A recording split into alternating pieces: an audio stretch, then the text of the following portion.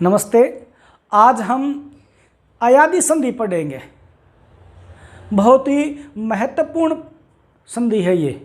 अयादी संधि सूत्र है एचो अय अवय आय आवय। एच ये प्रत्याहार है जिसके अंदर 4 स्वर आते हैं, ए ओ ऐ औ। इन चारों को क्रमशः अय अवय आय आवय हो जाता है बाद में कोई अन्य स्वर आने पर। इसको हम विस्तार से एक बार इसको देखेंगे कि ए ऐ ओ औ के बाद कोई भी स्वर आता है तो ए के स्थान पर अय, ऐ के स्थान पर आय, ओ के स्थान पर अवय और औ के स्थान पर आवय हो जाता है। इसे अयादी संधि कहते हैं।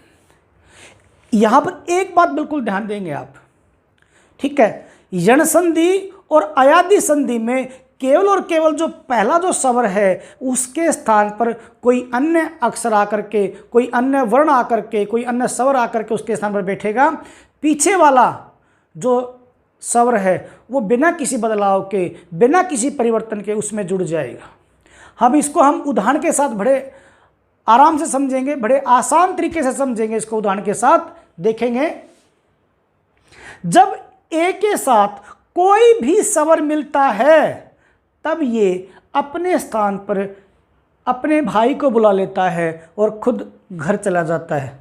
जब ऐ के साथ कोई भी स्वर मिलेगा तब ये भी अपने बड़े भाई को, आय को अपने स्थान पर बिठा करके खुद निकल जाता है।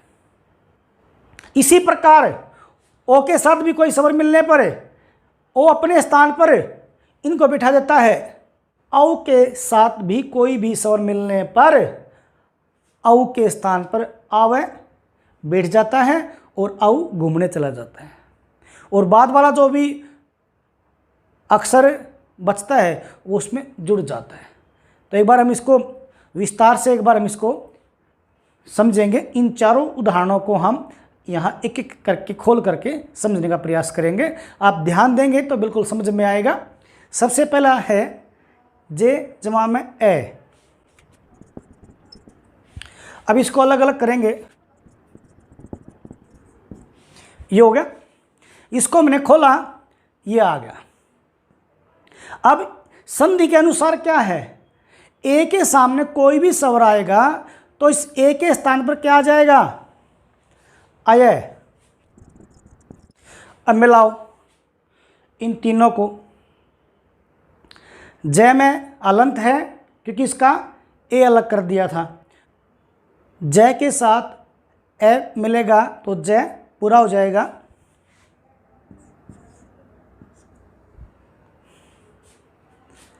इन चारों के नीचे हलंत होगा, अय आय अवय आवय। इन चारों के नीचे अलंत है। अलंत का मतलब यह आधा है तो ये ए ये में मिला, ये भी पूरा हो गया।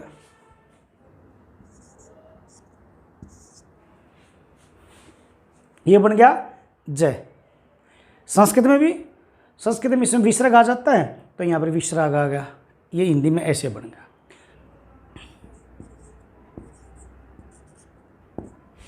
दूसरा देख लेंगे हम,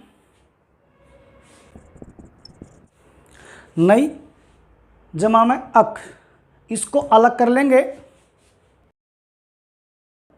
इसके ये हमने इसके बीच को अलग किया तो ये होगा।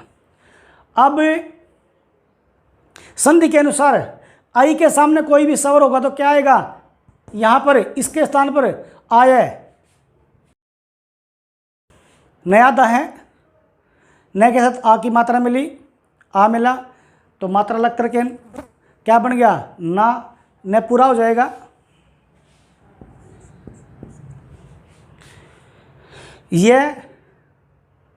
ये आधा है, उसके साथ ए मिला, यह भी पूरा हो गया। बचा शेष कै, नायक।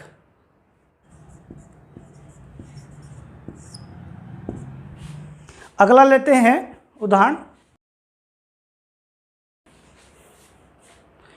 अब ओ के स्थान पर क्या आएगा? अवय। क्यों? संधि का नियम है भाई, ओ के आगे कोई भी स्वर होगा तो ओ के स्थान पर क्या आ जाएगा? अवय। अब इन तीनों को जोड़ देंगे, पै के साथ ए मिला, पै पूरा हो गया, वह के साथ ए मिल गया, वह भी पूरा हो गया, न शेष बच गया, इसको भी हमने लिख दिया, क्या बन गया? पवन।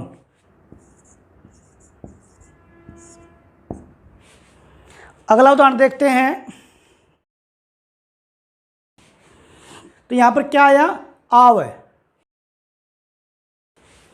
अब देखेंगे, रयादा है, आ मिला, रे पूरा हो गया, लिखेंगे यहां,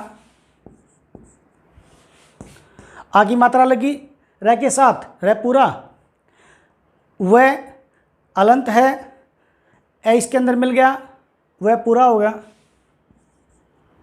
शेष क्या बचा? न। तो इसका क्या बना? रावण। बनना क्या चाहिए? रावण। तो संस्कृत व्याकरण में एक नियम है कि जिस भी पद में, जिस भी शब्द में र होगा और उसके साथ न है तो न के स्थान पर अण हो जाएगा। बहुत सारे प्रवीण बोलते हैं, लेकिन व्याकरण की दृष्टि से वो क्या है? प्रवीण। तो ध्यान रखेंगे इस बात का भी कि जिस भी शब्द में र होगा उसमें न के स्थान पर अण आएगा, अण लिखा जाएगा, अण बोला जाएगा। भाषा की दृष्टि से यही शुद्ध है। तो क्या बन जाएगा इसका? रावण।